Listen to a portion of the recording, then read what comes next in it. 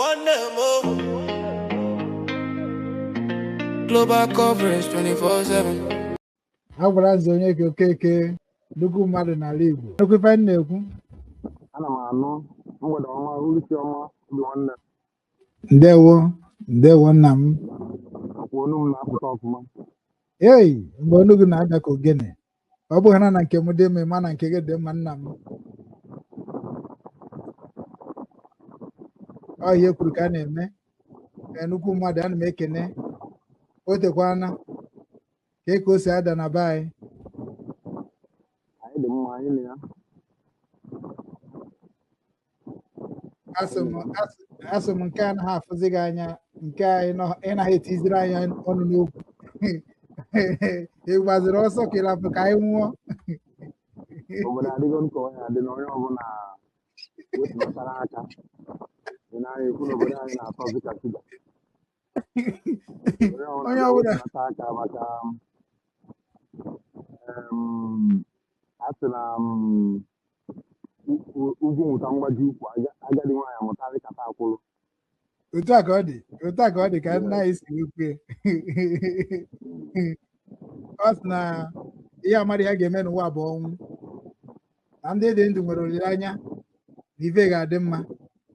So ana m ekene gị nke ukwuu, ekene gị bụ ọbara ụba na ịnabatakwa ozi nke m wetara gị ịbịa ka ị soro n'ọnụ na-ekwuru ndị Igbo n'ala Igbo niile, maka na otego m mara gị ikwurukwa egwu dị iche iche mere nji wee mara obi gị, maka na ebelivu m site n'egwu ka esi amakwa obi mmadụ, maka na ihe mmadụ na-akụ n'egwu ka ọ na-eme n'omume, and ebelivukwa m na ihe anyị na-akụ n'egwu bụ meseji ka ọ dị ka prọfesi.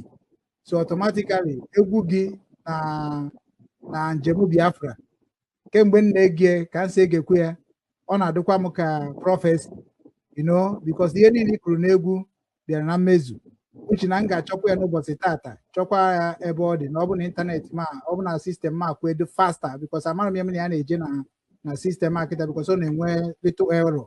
Anyị kwesịrị ịnọ na Facebook na-abụ mana ofu ka ha kabara hụ nye anyị Obinwannem Igbo TV and Obinwannem News and YouTube. So ebe anyị nọgoro for now, so which is na anyị ga-anọ more than ebe dị ona na ọ bụ na anyị gaba n'iru. So mma akụkwa dị egwu gosiri that na iso n'ọnụ kwuru Biafra na ọnụ gbasara ozi ọma mere na Biafra mara ife ha ma n'ụbọchị taa, wee gụkwa egwu nke egoro maka ọhamadike Biafra, ndị gụchakwara ya bụ egwu pasịkwa ya sị meseji, ana ndị be anyị ghọtakwara the message. So mana ọ bụziri m ihe mwute na ndị kwesịrị na-akwalite the message ka meseji na-akakwa ka egwu ha si wee kwesịrị na-adị ka a na-ewere ewe na-echetara ndị be anyị ka anyị si wee gbaa mbọ na ife anyị na-agba mbọ na nkwalite nke nwere onwe anyị site dị ka anyị si wee dị otu anyị dị na Naijiria kịta, maka onwe onye Igbo a ga-agba aka n'ọnụ si ya dat na laikiri ya dị na Naijiria na okwuo na ya laikiri ya. I don't believe so. Mana agaghị eji maka mgbagbu wee ghara ọgụ na-aga na-eje n'ubi ka ji n'aka, which is that na anyị niile bụ ụmụ Igbo mara ka Igboland dị, marakwa ka Igboland kwesịrị isi wee dị, ana ọnya ka iji wee kụọ ya n'egwu wee kwupụta obi gị. Mana mgbe anyị ga-abịazi nabatazie egwu ọnụ gị, ịmazi na ị ga-ebugoro ụzọ kọwara Igbo niile onye bụ. Mana tupu anyị na-aga n'iru, anyị ga-asụ ka ya isite n'ala Igbo wee gọọrọ anyị ọfọ, ịgọrọ anyị ọfọ gwọrọ ụmụ Igbo niile ọfọ, n'ọnya mere na mụ wee ti ihe nna anyị na-aga ọfọ na skrim, so that na gị nwa bụ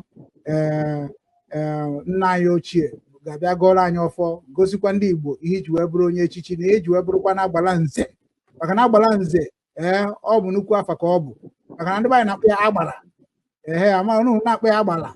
So o nwekwa ndị na-akpọ ya nke ha na-akpọ ya, so na ị na-agọzi ọfọ ị na-akọwakwa n'anyị, because onye ọbụla na-aza agbara amarụ gị ife agbara nyere. So I believe with that we are going to understand our culture best. So ndewo Agbalanze Onyeka Okeke, anyị na-anabata Igbo niile nọ n'ụwa niile na-ege Obinwannem ndị Igbo ntị n'onu. Abịakwana m ọzọ ka anyị kwuo ka ozu kwesị na-adị n'ala Igbo ma na mba obodo Igbo anyị nọ n'ime.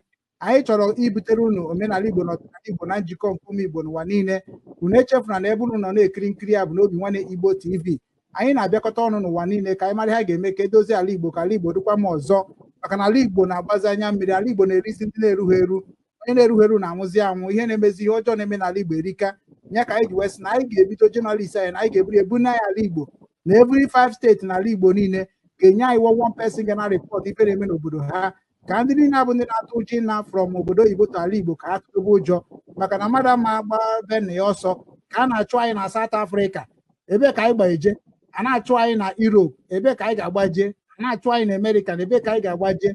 Those things have to stop. Onya be fight west na Obinwanne journalism, Obinwanne reporters gano na every village in Igboland so that na anyị ga na-eweta the current information na-aga obodo dị iche iche. Onya ka anyị ji nabatakwa nnukwu nna anyị bụ Agbalanze Onyeka Okeke ka ọ bịakwa ka ọ na-enye anyị information ife anyị ga na-amara na ụzọ anyị kwesịrị isi ka anyị na ndị ụmụnna anyị nọ ndọrọ ndọrọ ọchịchị nke ndị One Nigeria hapụ ịdị na-enwe nsogbu, maka na nsogbu nke anyị nwere enwe before ka anyị na-asị ọzọ emena ana ọnya mere anyị ji wee sị na nwanne ga-ahụ nwanne n'anya, na-ejere nwanne ya ozi, na-erubere nwanne ya isi, na-eme nke oge na-eme, na-ada eri nke nwanne ya, maka na ndị niile nọ na mba akwụkwọ na-ebute fake news. Ihe ndị anyị ka anyị sị na anyị ga-akagbu ya n'aha Chukwu oke abịama. Ana m asị ka nnabata nwanne anyị nwoke bụ Agbalanze Onyeka Okeke ka ọ gọrọ anyị afọ, maka onye nwa nọ n'ala Igbo a na-ekwu okwu ya, maka na ọfọ na-agọ n'ala Igbo bụ ya ọfọ anyị ga-eji na-arụ ọrụ n'ala Hamburg, Germany. Onye egwu IkengaEgwu, ana m ekene gị wee sị gị nnọọ Obinwanne ndị Igbo Global Cultural Movement Foundation Television, ebe a na-ekwu eziokwu ka ọ dị, anaghị akụ ya mmiri, maka na eziokwu bụ ndụ. Ndewo, na-eje o. Ndewo nwanne m, Obinwanne ndị Igbo.